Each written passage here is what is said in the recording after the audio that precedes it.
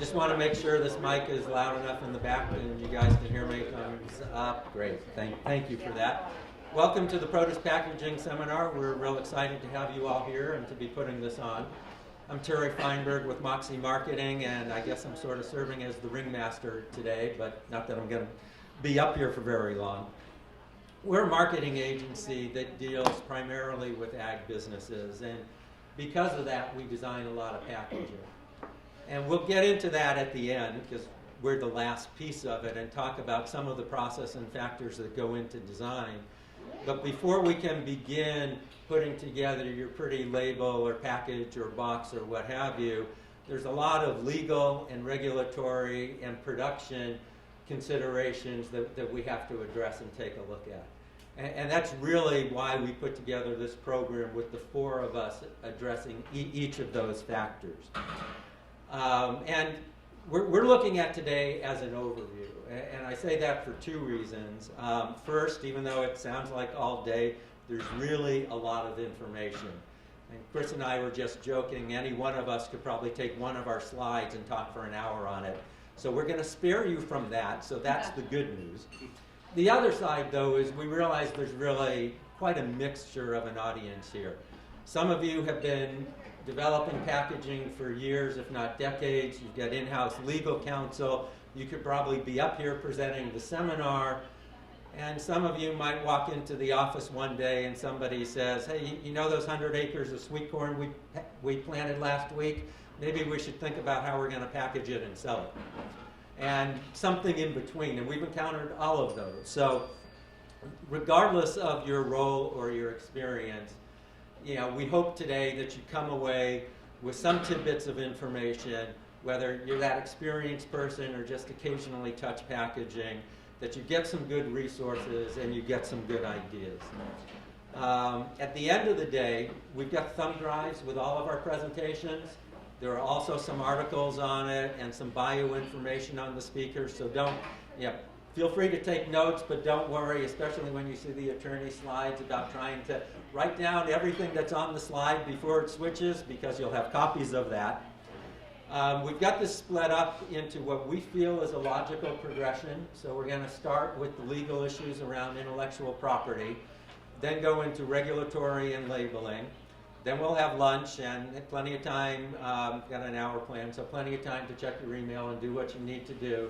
Then this afternoon we'll follow with production and manufacturing of packaging, and then design. So in order of speakers, and any further biographical information we'll either give on our own or will be on the thumb drives when you get them. We're going to start with Chris Passarelli, Dickenson, Peatman, and Fogarty. Good enough. Is close enough? Yeah. DPF. Chris is going to talk about the intellectual property.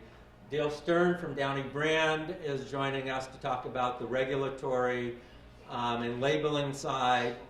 Thomas Hoops from Garlock Printing and Converting, sitting behind Dale over there, will be our first speaker after lunch. And then when we get to design, I'll be joined by my partner, Karen Nardazza from Moxie, and we'll take you through the design process and let you get on with your rest of the days after that.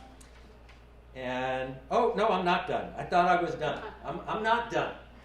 Before we start, since there's no such thing as a free lunch, here's your timeshare presentation. All of our companies are sponsoring today, and we're happy you could join us. And we're really thankful for Western Growers for joining us. We're all happy and available to answer your questions. Either today, you'll have our email addresses, contact information. And if you need any of our services, we're really happy to talk to you about that too.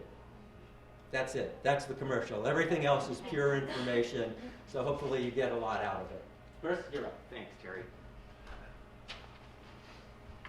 All right, everybody. I want to thank all of you for taking time out of your day today to join us for the presentation, particularly mine. I want to start with the nuts and bolts of intellectual property. I apologize for those of you who already have some level of sophistication and education in this area.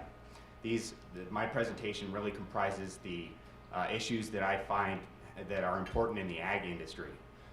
And so I wanted to highlight some factual content for you to remember and to take back to your teams. And it's the sort of information that's very highly packed. So as you begin to digest it, you'll find that it gives rise to more questions than answers. And that really is the nature of the legal profession. So please feel free to reach out to the extent that something's not clear to you. And of course, I've got to start my legal presentation with the required disclaimer. So I don't represent any of you, with the exception of maybe one or two clients that may be in the audience. And all my information is purely informational. It's not legal advice.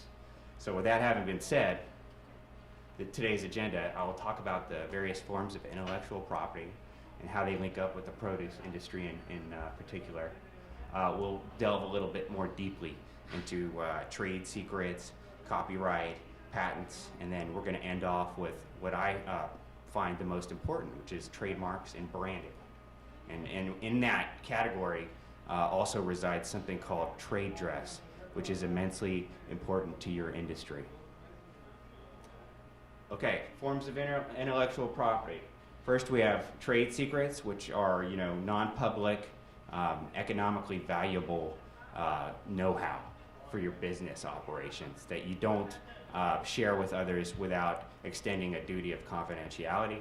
Then you have patents for new processes and inventions, different flavors of patent, which would include the more traditionally thought of utility patent, that would apply to a useful invention. You have design patents that apply to ornamental aspects, for example, of a package. Then you also have two different forms of plant protection: the plant patent for asexually reproducing organisms, and then the PVPA, a plant variety protection certificate, in the case of a sexually reproducing organism. And then you have copyright, which takes protection over creative aspects of packaging, whether it's the verbiage, the text, the marketing copy, or photos or images and other creative aspects of the package. And then, of course, there are trademarks, service marks, and trade dress. And just to unpack that a little bit, trademarks, strictly speaking, apply to goods. Service marks apply to services, and trade dress can apply to goods or services, but really comprise a holistic look and feel, if you will. So for trade dress, we're talking about the way a product configuration appears, or the uniforms and the color coordination of a restaurant, or the package design, the colors that are used. UPS is a great example of a trade dress in brown, okay, for example. And those trade dress really resides under trademark law. The same laws of trademark law apply to trade dress law, with a few caveats that we'll discuss today. Starting off with trade secrets, this is information that's not publicly known. It has value from not being publicly known. So these are your secret recipes, your processes operationally, your customer lists, your supplier lists, and things of that nature. And the thing with a trade secret, to be legally protectable, not only does it have to have economic value by virtue of being secret, but you also have to engage in reasonable efforts to secure it. So often security measures are part and parcel to any trade secret protection regime. And the keys for any trade secret would be the economic value that it brings by virtue of your being an exclusive holder of that secret, the secrecy surrounding that secret not being generally known to the public or used by others, and the competitive advantage that confers to your firm. Some examples of trade secrets are your customer lists, your suppliers and those relationships that may not be readily apparent without significant investment and ramp up and time, trial and error, things that over time provide efficiencies and create value because you've been in the trenches doing these things. Production and manufacturing processes that aren't generally known by the public. And the agriculture industry is one where I've found customizations to be incredibly prevalent, so that from season to season you see things change in terms of processes and operations, and Whatever is not being protected by patent, it would, if it's secret, would typically be kept under a trade secret protection regime. Revenue and expense data is pretty classic trade secret material for a non-public firm. You know, I do a fair bit of litigation, and for a privately held company, the revenue and expense data, that's something that most are loath to reveal. It confers a competitive advantage, and disclosing it publicly can lead to some consequences that are not desirable. So that tends to be a focal point for trade secret protection. In terms of protection and logistics surrounding protection, the keys for trade secrets, I have a nifty little checklist here for those key areas, are identifying what those secrets are.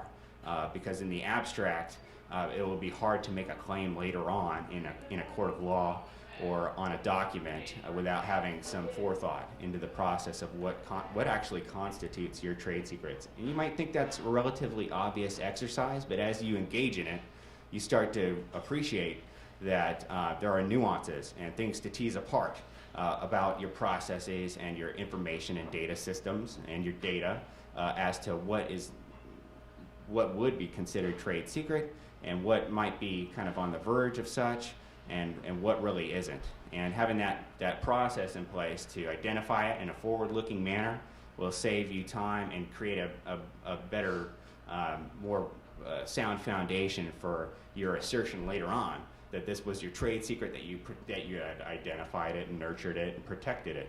So part and parcel to that is the documentation of those trade secrets. You know, you're going to identify them and list them.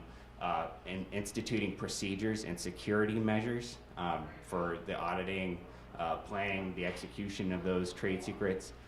Documenting, I think labeling, segregating, and securing could also reside under documentation, because these things are quite obvious, but they need to be labeled as, you know, unauthorized access, prohibited, top secret, trade secret, confidential, all those sort of tag words that one would expect, you know, when you have to go prove up your trade secret rights in court. Unfortunately, there's no registration regime for a trade secret, so that is where you end up, is having to prove the retroactive steps that you took along the way to corroborate your claim that there's a trade secret that has been absconded or misappropriated. And another thing to worry about, and that links up to all the rest of this, is the involuntary or inadvertent disclosure aspect to it. So as you're identifying and documenting things, doesn't this give rise to a greater probability that there will be a leak, an inadvertent leak of those trade secrets, or maybe not so inadvertent? So some competing considerations there. Under the Civil Code, you know, trade secrets are, until last year, they were really a creature of state law. Now there's a Federal Defend Trade Secrets Act of 2016.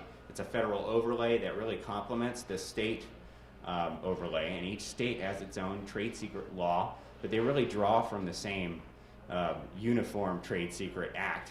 And California is no different than many of them, and it describes the process of stealing a trade secret as they call it misappropriation. And this can be acquisition of a trade secret by someone who gets it improperly and has reason to know that it's come into their hands by improper means. And that could be any of those reasons: theft, bribery, a lie or a misunderstanding, a breach of a duty, or somebody inducing someone else to breach a duty. And I think one thing that comes to mind is the recent Waymo and Uber litigation. Today I did happen to find in the news that there was a gentleman that worked for Waymo as a top engineer developing the driverless car technology, and he had been courted by Uber to join their team, and he in fact left, and several other employees left, and a judge recently found that he had absconded with trade secrets, and therefore the judge ordered that this guy is not to work on any of Uber's driverless car technology projects. Well, now the most recent development is that he was under an order to produce documents in court as part of the discovery production process, and he did not want to do that. He claimed he took the Fifth Amendment that doing so would incriminate him criminally, because there are criminal implications to trade secret protection, and therefore he didn't pony up the documents. So if anyone has ever been in a court, especially federal court, you know that if a judge orders you to produce something, that can be dicey as far as the prospect of not complying with such an order. So the judge has its contempt power and can order you to prison for an indeterminate amount of time at the judge's discretion, or impose various fines and other penalties, and tell the jury or the fact finder to create adverse inferences from the absence of your documents. Like the fact that this guy doesn't have a smoking gun document means that he destroyed it. So that can be highly damaging. So today, Uber terminated this gentleman to divorce itself from the non-compliance with the court's order. So that's kind of the latest trade secret misappropriation event that's hit the news that I've been sort of loosely following.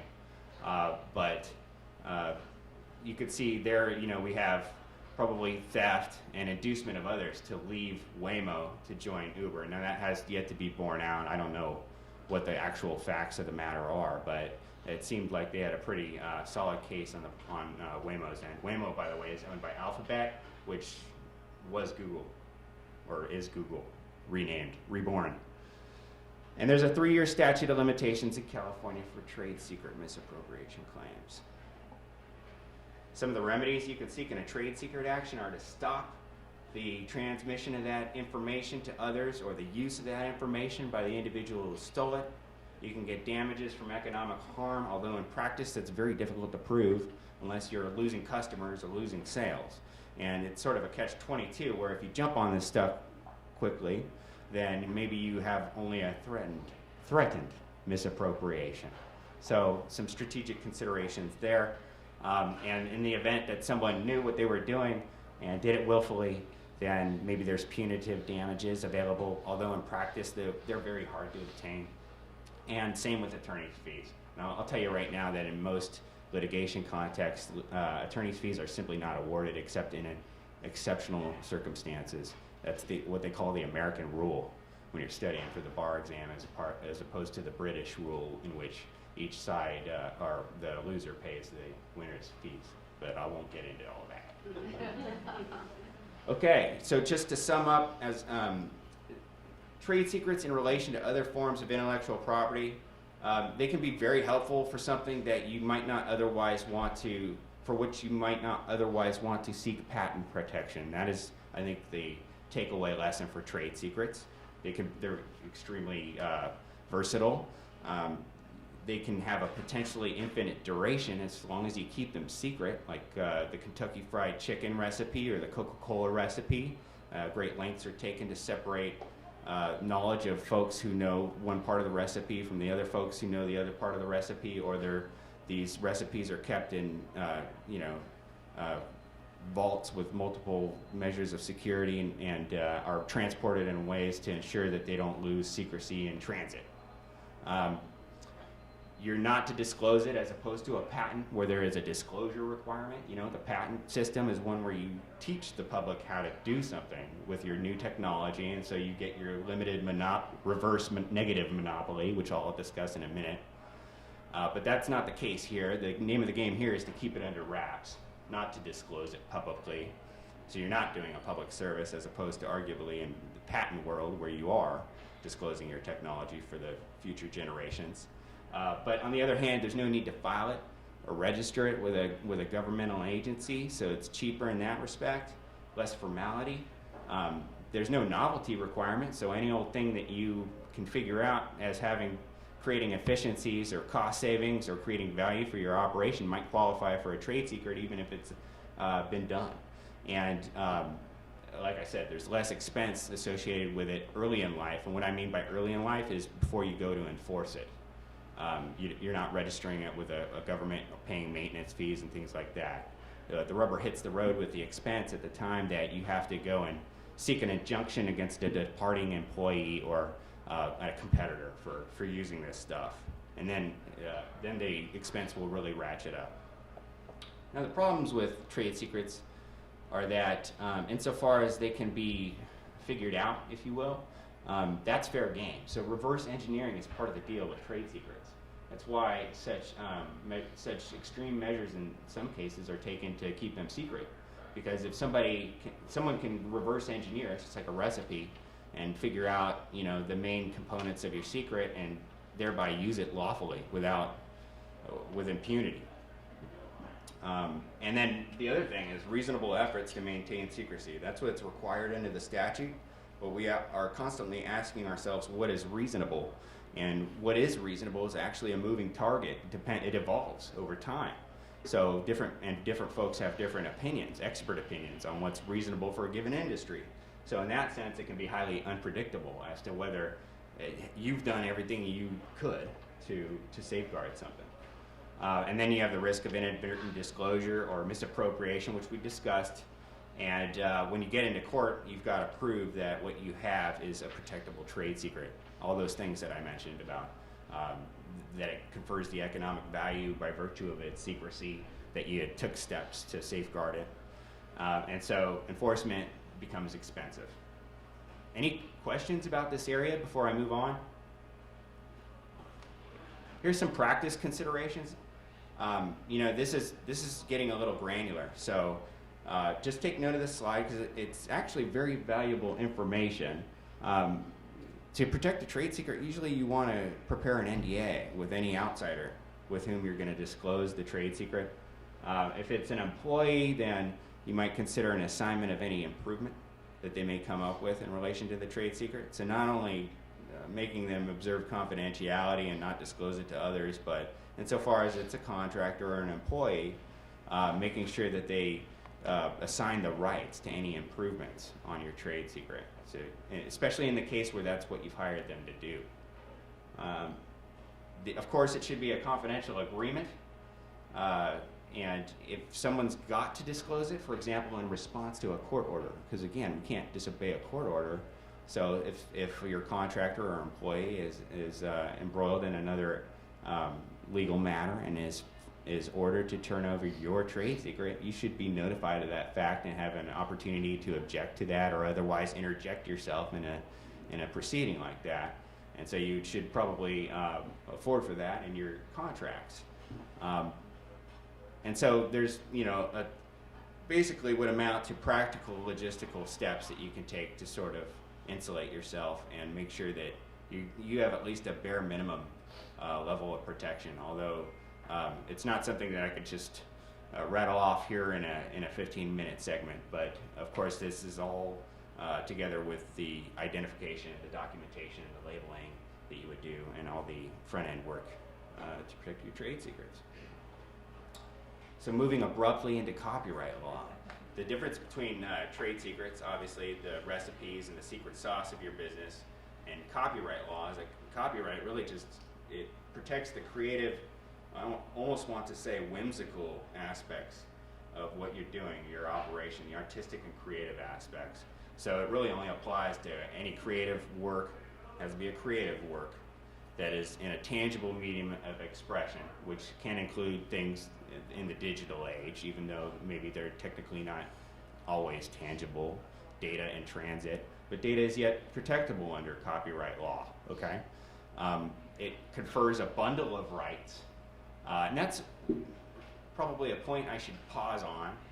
Intellectual property is often thought of as these discrete bundles of rights. So you can unpack any given piece of intellectual property. In the case of copyright, we have several different rights attendant to the copyright. Okay, it's like mineral rights or water rights or any other rights that would be attendant to physical, tangible land or real property. But here it's a little different. For copyright, that bundle consists of sticks in the bundle, such as reproduction rights with copying something. Okay, distribution rights, so transmitting something, typically digitally these days.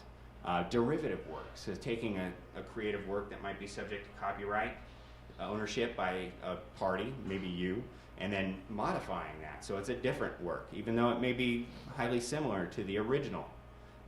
You have to have the right to the original work in order to make derivatives or modifications of it, okay?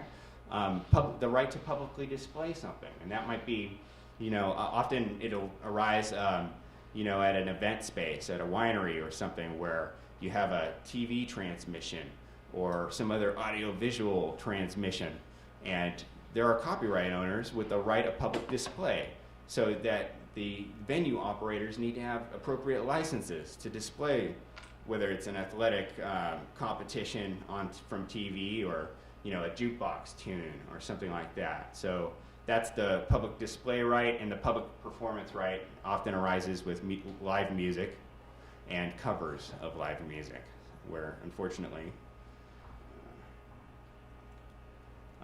there's a great deal of copyright enforcement going on by the rights holders. Karen? Since you asked for questions from others before, I'm going to ask a question because it's one that comes up in graphic design and marketing from time to time. Can you speak to copyright ownership, the creator of the work, and how that copyright transfers, say, to a client, like a produce company who's hired a marketing company to design a logo or a bag or a box? Great question. So, copyright ownership. The author is the owner of the copyright, and that's without exception. Except, well, there's one exception, a huge one: employees in the course and scope of their employment. But they would be captive employees, not a contractor. So in Karen's hypothetical, if you've got a marketing contractor, an outside contractor doing work for you, well, technically they would be the owner of the copyright in all of the creative matter that they're working on your behalf. And if you, in those instances where you've hired a contractor, there needs to be a written assignment of the copyright over to the client, I guess, the intended user of that material, in order to really affect the handoff. Without the written agreement, what you have is still acceptable. It is an implied license to use what you hired the contractor to do in order to operate as you would be expected to, whether it's design of a package or a billboard or what have you. And where this ends up going awry is unintended uses. So maybe we have something that was intended for a billboard and someone translates it to a t-shirt, and the artist, maybe not a marketing firm, I don't think it might not arise as such with a marketing firm, but I've had instances where an image was intended for a billboard and it wound up on a t-shirt and was being marketed and sold, and that the artist took issue with the fact that the job that artist had done for a billboard or signage was now being translated to t-shirts and profited on by their customer. Okay, so it's just another lesson in clear communication and setting expectations. But strictly speaking, copyright arises in the author when the author creates the creative work. And so unless it's an employee working in the scope and course of their employment, the company will typically not own the copyright. And in the absence of a written agreement saying that there's an assignment of that copyright, one could argue there's an implied license to use what you've retained a contractor to do for you. But without having that within the confines of the four corners of a document where everybody's expectations are memorialized, that can sometimes be a little dicey. Do you have any other follow-up, or did I answer that? I think so. I think where our clients have gotten confused is where they're working with a freelance designer or another marketing company and then maybe the company who has had their logo designed or their package designed goes through a merger or an acquisition and needs to certify to the buying company that they own all of their trademarks, and then they find that they can't because they don't have that paper trail showing that the work that they've had created is in fact owned by them. Yeah. And so, I mean, Moxie has our own way of handling that. We transfer copyright to all of our clients upon payment in full for the work so that everything is transferred. But not every marketing company does that, and unless there's a written agreement, sometimes that just falls by the wayside, and it can cause problems like you've mentioned. And that speaks to your sophistication and forward-looking nature for doing that. you're right. The vast majority I find of ag marketing contractors, wine labeling contractors, that this doesn't really enter in, apart from maybe some boilerplate language in their engagement that says, you can use what we designed for you, but we own all the originals and the masters and everything like that. And I've seen actually a range of verbiage that applies to that. So it does pay to really look at your engagements and ask those questions, because it could be handled in a variety of ways. The one area where I've really seen things go sideways is in web design, where you have a former web designer and sets up a web page, and then as a client you go to a new web designer and you simply want to tweak aspects of your existing website. And that can create issues with respect to the older web designer. So these are the issues that sort of rear their head long after the fact. So a little bit of forethought on these can sometimes save untold heartache and expense. But now I'm getting dragged down in copyright. What you just described also applies to photography, because Yes. if you take a picture for a recipe card and it ends up on your website, if you didn't get that right assigned with it, you get yourself in trouble that way. Yeah, absolutely. And there is, in fact, a cottage industry of entities that own stock photos, and their counsel that are, and I was actually discussing this with Dale before the presentation, that look for this use of their stock photo via automated web crawlers.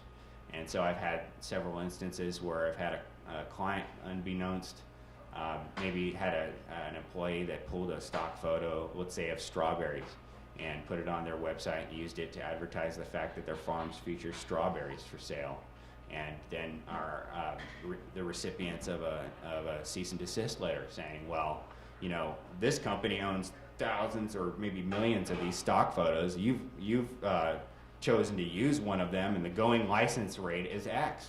So to forestall our filing suit in federal court, because this is an area where federal law applies, and you must pay our royalty request. And then it becomes an ensuing discussion or negotiation simply to extricate from the hostage crisis. So yeah, absolutely. So and if I wasn't clear about that, I apologize. Photographs would be among the sorts of images that would qualify for copyright protection. They actually have the requisite amount of creativity to qualify. In fact, certain aspects of a phone book would qualify, insofar as there are decisions regarding the arrangement of listings. Not in the listings themselves necessarily, but in the manner in which it's organized or arranged. So really think of these things in broad strokes. You'd be surprised that something with minimal creativity may have copyright protections attached to it.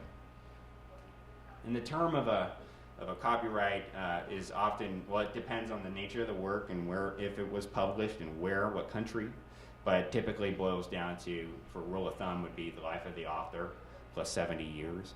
And much of that is, we can thank Walt Disney's team of lobbyists for making sure that Mickey Mouse didn't fall into the public domain by extending the term of copyright periodically.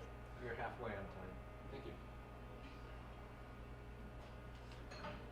So often copyright protection will boil down to whether there's sufficient creativity in something. Certain sculptural works, for instance, or like consumer goods, can sometimes butt up against resistance at the Copyright Office, where they'll say, well, if something's functional, for example, then maybe it would be more appropriate for patent protection, and copyright isn't the correct classification, that sort of thing.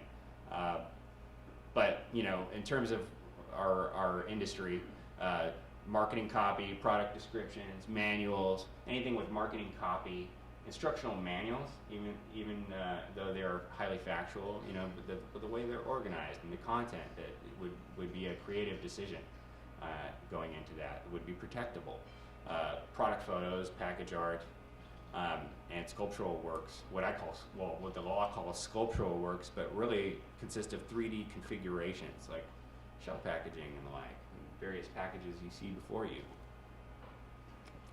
Ownership, Karen astutely points out, is a huge issue in this area, and it really boils down typically to who creates something or whether there's a written contract assigning the rights to what was created. And then registration is not required, but it is required to the extent that you're going to sue somebody on a copyright. And so there is an issue with publication and statutory damages that I'll quickly touch on, and that is that there is a range of statutory damages. I think it's $750 to somewhere in the neighborhood of $250,000 per infringed work.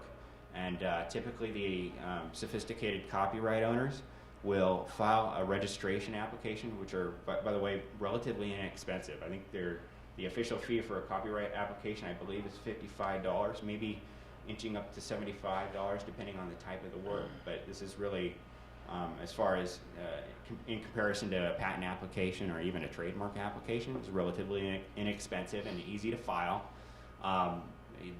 And to do so within 90 days of a sale, lease, or lending to the general public allows you to enjoy this thing called statutory damages. And remember those stock photo companies that I told you about and their cottage industry attorneys that pump out cease and desist letters? Well, they are relying heavily on statutory damages because their photo companies will astutely register the images within 90 days of a sale or use of some sort, and they'll be able to enjoy this range. And then when you get the letter, it says, well, you're on the hook for statutory damages of, you know, as little as $750 to as much as $250,000. And so that will really create leverage and get somebody to, you know, incentivize someone, the recipient, to get to the negotiating table and pony up something south of that amount, just to get out of the situation, not have to pay their own attorney. And we talked about this, you know, when in doubt, get an assignment of those copyrights in writing. If you think you're going to need to use it, if you think you're going to want to modify it in the future, if you simply want peace of mind and sleep at night, knowing that you own what you pay for in terms of the creative aspects of your operation, and you want to try to get that assignment of rights. And many sophisticated companies already have, you know, portions of their engagement or paperwork which either allow you to use it in ways that will suffice for your purposes or will outright assign the copyright to you. And these are just some examples that we've already explored. So, from a 10,000-foot view of copyright and how it stacks up against other forms of intellectual property, it's relatively inexpensive to register. It's got a long term of protection. It protects against verbatim copying, which is both a strength and a weakness, okay? Because if it's not an exact replica, then sometimes it can be difficult to prove that there was copying and hence infringement.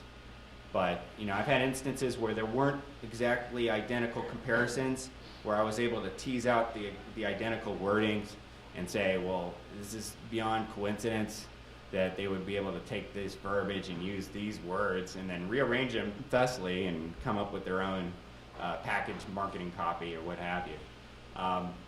But it is helpful insofar as somebody might be an unauthorized dealer. So I've dealt with, like, you know, issues of parallel importations or gray market goods that are coming in from a manufacturer or from their distributors that aren't intended for this market, for instance. Backdoor products, liquidated products that shouldn't have been sold here, where you know, a client might have a problem with that. It's undercutting their dealer network or what have you. And we said, well, they're using your images from your catalog to advertise this stuff. And so it can be a lever in that sense, the copyright angle, the verbatim copyright the protection. So, and it does protect not just words, but also images or even 3D shapes. So in that sense, it's a highly versatile form of protection. But it only applies to content that's fixed in a tangible medium of expression. You've got to register your copyright in order to have jurisdiction to go into the court. And you have to go into federal court, not state court, which means you need an attorney admitted to the federal courts.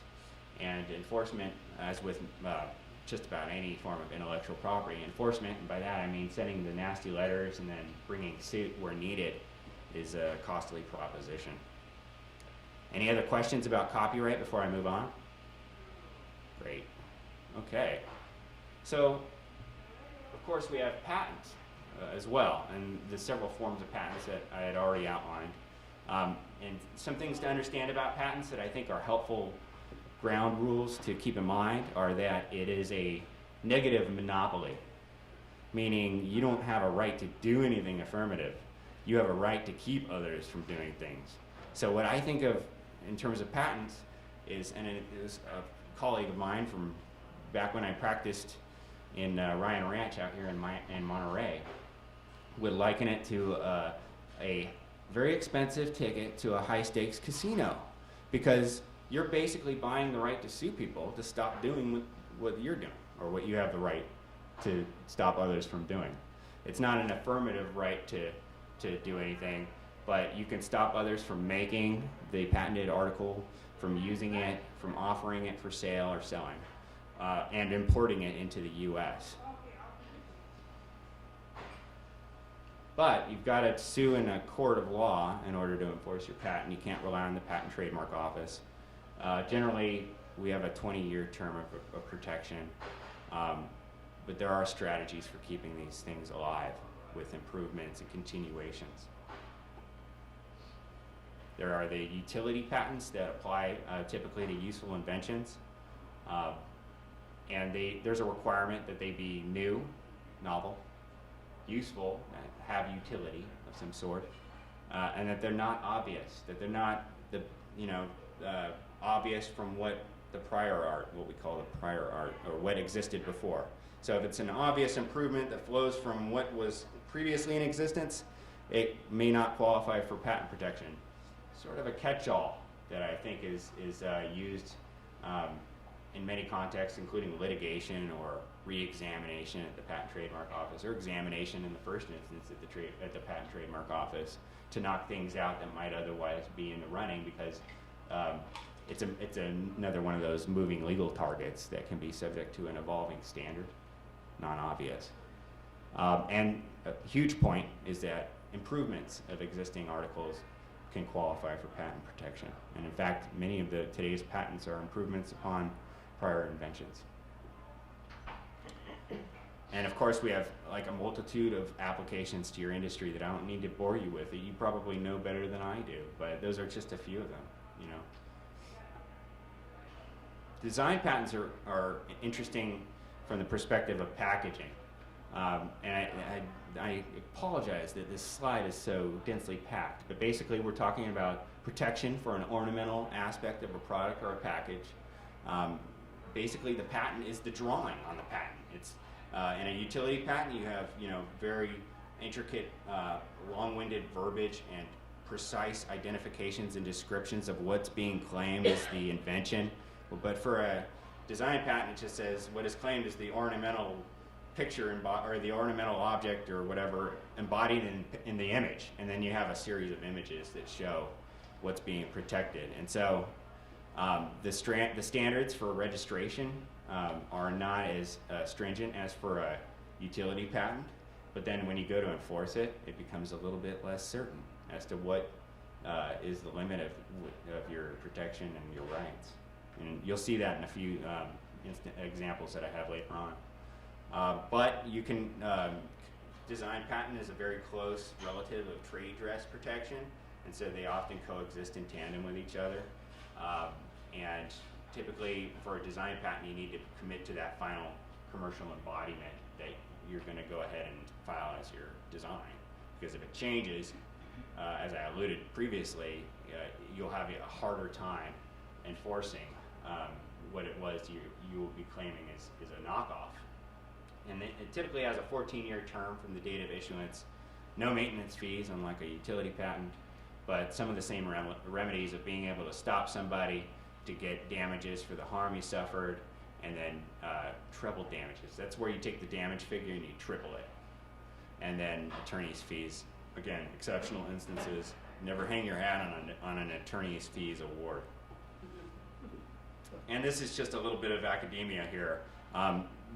All this is to say is that the standard for design patent infringement was changed around 2008 It now looks to the ordinary observer and whether they would be familiar with all the designs that came before, and given that consideration in this kind of test tube world of a court case and a jury, whether they would find that they were the same design, given what came before. So what ends up in practice happening is you have attorneys that, the defense attorney is going to show all the prior art and say, oh, there's so much of it, and that this is my client's embodiment or ornamental design is different enough, just like these prior arts exemplars, that we're not infringing. And then, of course, the plaintiff's attorney is going to say, no, look at this feature, look at that feature, look how these line up. They obviously had a concerted effort to steal our design. That's typically how it goes. Some illustrative cases in this area. Just to show you, actually focusing in on the image just momentarily, this is a case where they found that there was no infringement, and you can see there are notable similarities in the designs, but if you really drill down on them and look at them closely, that there are distinct differences. And that's what I'm talking about, these subtle nuances and the kind of constriction that takes place when you have that drawing on your design patent application. You need to wait for that final embodiment. Now you've got it. You have the art in stone on your patent application, and then when you go to enforce it, what minor differences there may be from the accused product, what we call the accused product, may be enough to win the day and result in a finding that there's no infringement.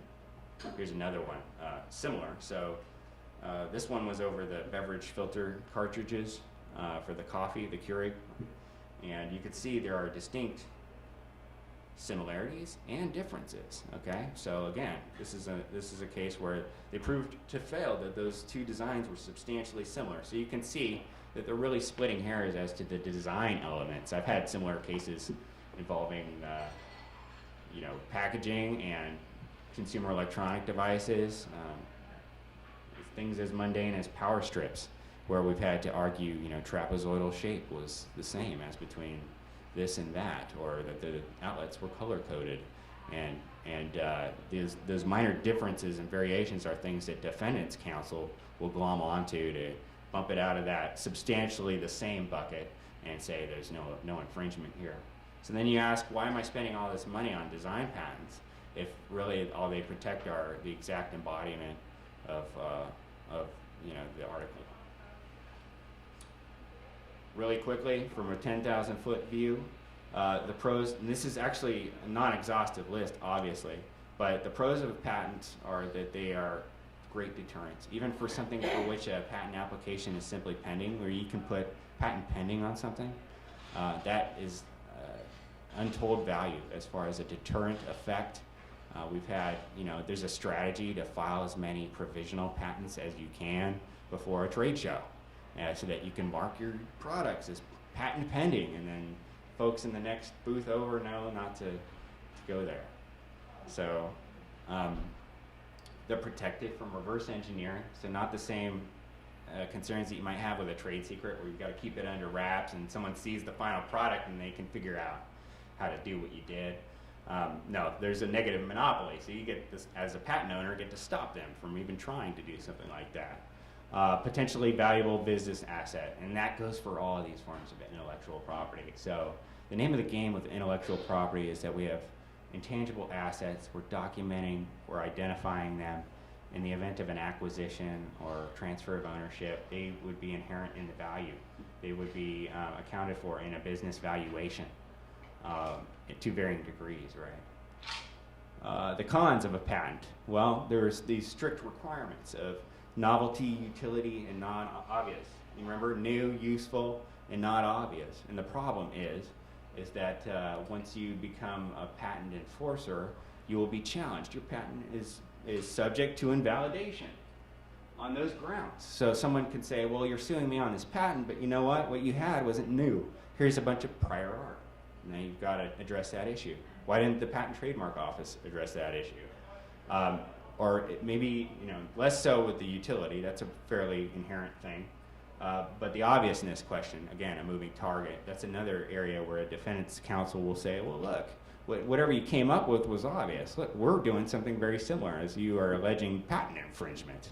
It's obvious to us that we were going to do this based on what was out there before, sort of a continuation of the novelty and prior art arguments.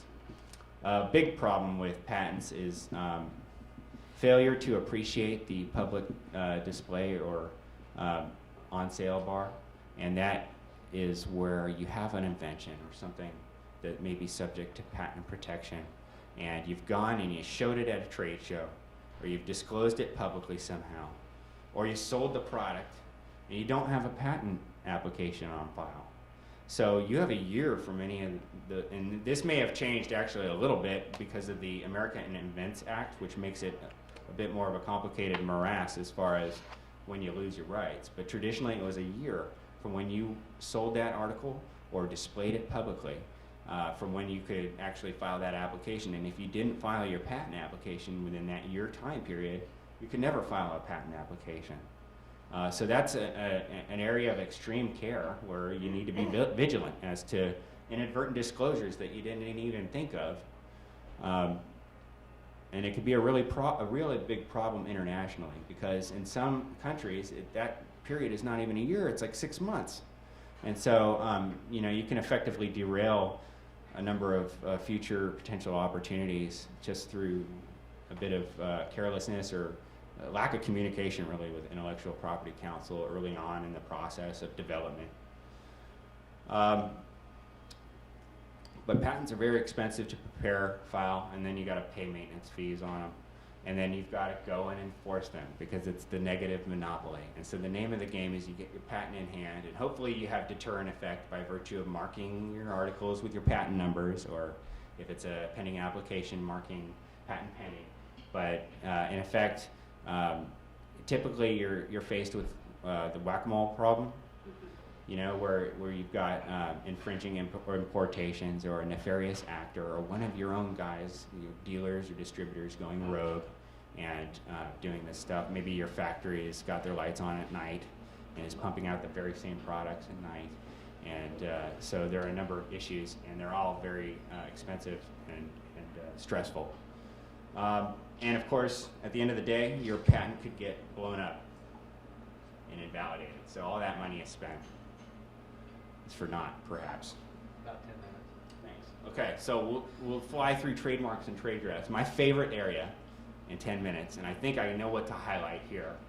But basically, what's a trademark? Well, it's not just the things that you think it is. I know that probably a lot of this audience is familiar with the traditional notions of what a trademark or a brand would be. And it's a very much an all-inclusive idea of what could be subject to trademark protection. You know, you have your traditional words, phrases, and slogans, but you also, and your logos and symbols that are associated with your products or your company, for that matter. But you also have, you know, certain other things like colors, maybe a color combination that it's always associated with your company, or a shape, you know, the product shape. This is where packaging really takes the fore of our attention, because certain distinctive packaging shapes, to the extent that they're exclusive to you, can inure in terms of trademark protection and become a valuable trademark asset. Virtually anything that serves as an indicator of source. So for trademark law, the way to boil it down, and I found professionally to determine the correct answer to many trademark questions, is to say, well, it's a consumer protection statute at its base. It's also property ownership, because you own your trademark, but only insofar as the consumers out there, the consumer eyeballs that gaze upon your trademark, associate the good, the product, or the service with you as the source. By you, I mean company. That's where trademark rights come from. You wouldn't ever even have to register a trademark, but for the legal advantages that confers. It's simply the fact that the public gazes upon your goods or services and says, okay, I know that there's a consistent quality. It doesn't have to be good quality, but it has to be a consistent quality from the same source. And so another issue that factors in is quality control. But I won't talk too much about that today. That's more of a licensing issue when you go to license third parties and they're using your trademark or your brand indicia, and then you have to make sure that they toe the line as far as what you've been pumping out, your output, and that their output is commensurate as to quality or whatever, what have you. This is the policy issues that I just discussed, okay? Basically, this is a consumer protection area. There is some nod to the owner of the asset and preventing unfair competition, but it really boils down to the consumer and what's best for them. So typically, trademark cases are decided on the basis of what's best for a buyer out there in the marketplace. But that basically speaks for itself. And notice that toward the top, business asset development. Some of the most valuable business assets, period, are trademarks. So I want to just contrast that with patents. Patents can be highly valuable, and billion-dollar transactions are formed around them, but they have their finite lifespan. So after 20 years, they're in the public domain. Not so with trademarks. And of course, trademarks arise from use. So it's the consumer eyeballs gazing upon your product, or your service, which must be available for sale in commerce. And important practice point, or for all you business folks out there, is that in the U.S., rights arise through use. In much of the rest of the world, they arise through filing an application. So all the same, in the U.S., you're better off filing the application as early as possible for a number of reasons that I hope I can get to. These are some pitfalls. Use of your mark as a generic designator for a good or service is a huge one. I think in the ag industry, I've counseled ag clients that, you come up with a new variety or cultivar, just as an aside. You don't name it what you will eventually brand it as. You want to name it something relatively innocuous and boring and generic, like maybe a word or a letter combination, like G26-3, so that later on you can brand it in a way that's distinctive and fanciful and can be useful from a marketing perspective, and divorce that from the fact that you came up with a new cultivar or variety. Because in trademark world, you can't have screwdriver brand screwdrivers. And so you wouldn't be able to name a seed or name a new variety and then register that as a trademark. If they found out that you had registered that with the USDA as the variety name, for example, that's automatically an indication that it's generic and not protectable as a trademark. Trademarks need to be distinctive, and calling something what it is not distinctive, and everybody else, all your competitors, need to be able to identify the given object, the product, whatever it is, by that name. Abandonment, that's another way.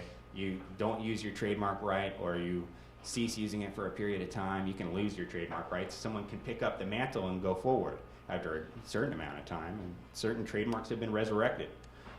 Crowding of the field, that happens through lack of enforcement. So now you have your brand, and everybody around you is coming up with similar brands, and you don't enforce your rights to it to create kind of a greater real estate, if you will, of your territory. So your real estate dwindles down, and you have competing firms that are using highly similar marks. Each one of them is using some form of the core terms that you've got, that you may have come up with first.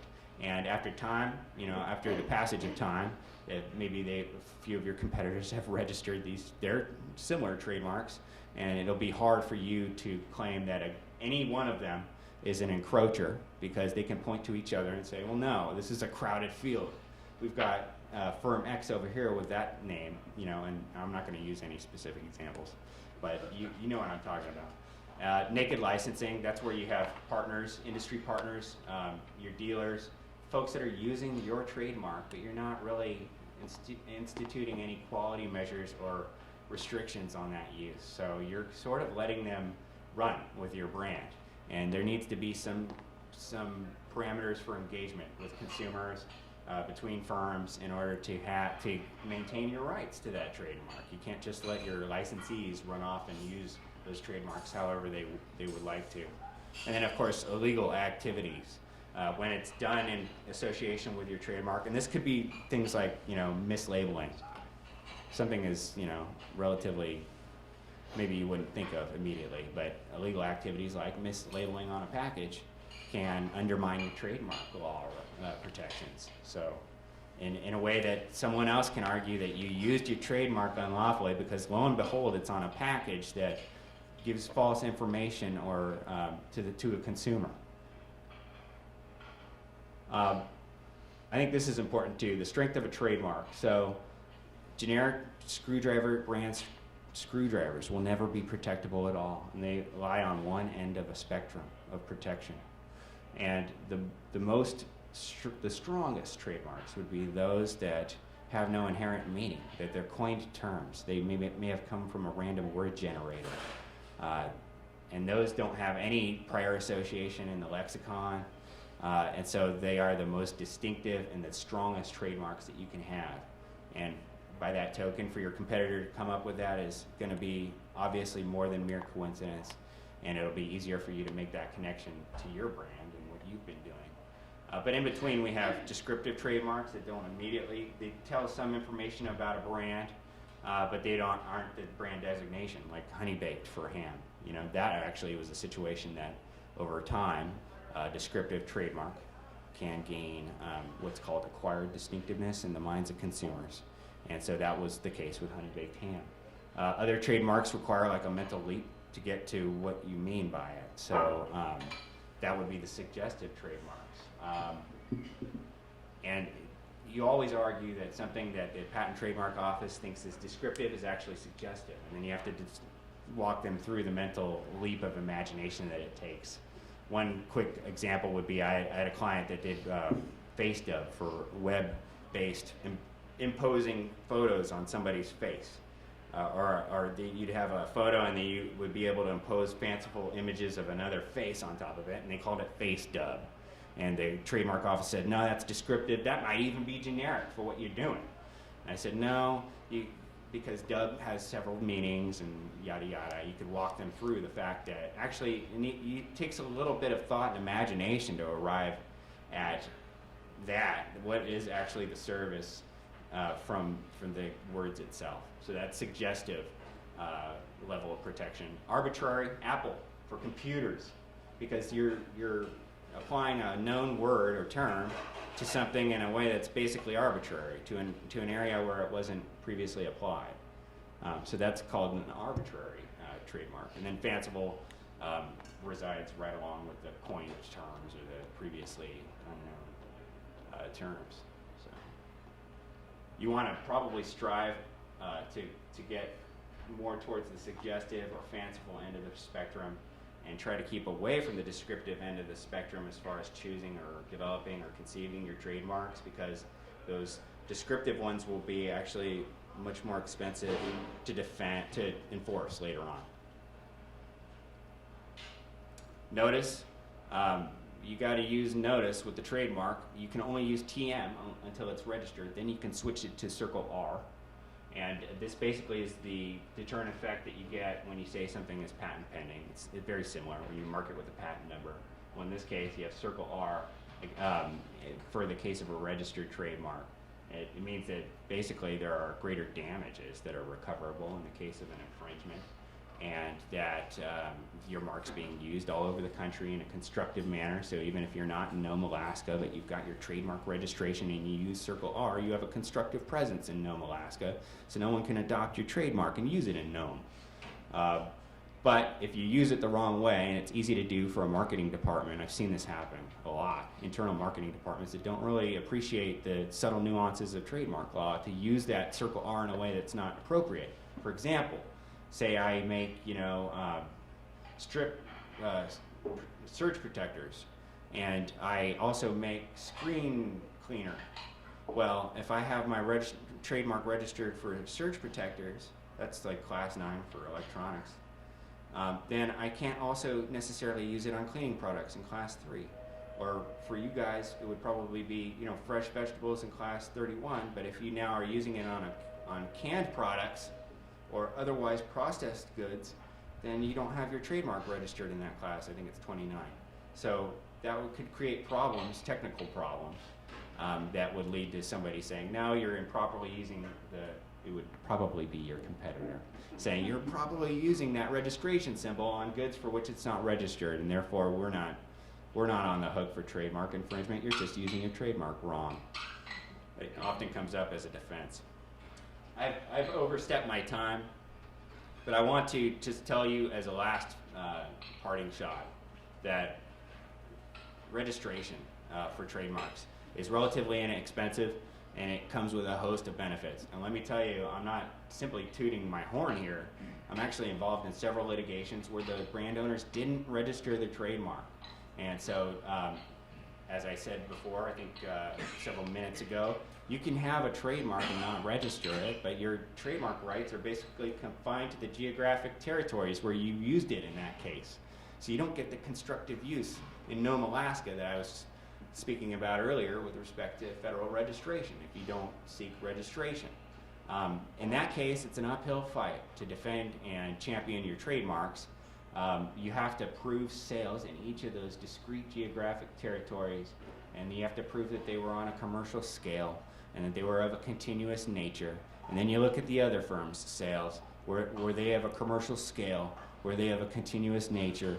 How far back did they go? Where do the parties' respective uses line up? It becomes a very complex, factually intensive, fact-driven inquiry, and often will come down to a judgment call of your fact finder, whether it's a judge or a jury, to determine that basically you guys coexisted on some level and get to carve up the pie, which can be immensely dissatisfying to someone who came up with a trademark first, but due to the various facts and events that followed, lack of diligence and registration, maybe lack of sophistication through no fault of the brand owner, can in effect lose rights that could have been easily protected by filing a relatively inexpensive application to put your flag in the sand and document those rights.